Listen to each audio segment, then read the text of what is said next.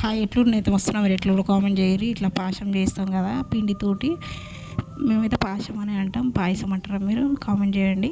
ఇట్లా మనం చేతితోటి తాలిస్తే చాలా టైం పడుతుంది కదా, ఇట్లా అయితే హాఫ్ కేజీ అయినా సరే కానీ చాలా మంచిగా ఈజీగా చేసుకోవచ్చు అనమాట. హాఫ్ కేజీ అయినా వేయచ్చు ఈజీగా.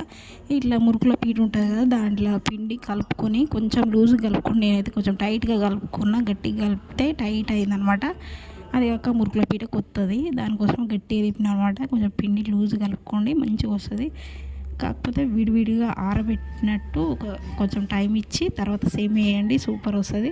ఇట్లా మురుకుల పిండితో చాలా ఈజీగా ఇన్ని దాల్చుకొని చూసిరా. నేను పావు కేజీ కంటే ఎక్కువ ఇట్లా ఒక 10 నిమిషాలు అయిపోయింది. 10 నిమిషాలు కూడా పట్టలేదు. మీరు కూడా వీలైతే ఇట్లా ట్రై చేయండి, చాలా ఈజీ ప్రాసెస్ అనమాట సేమియా చేయడం.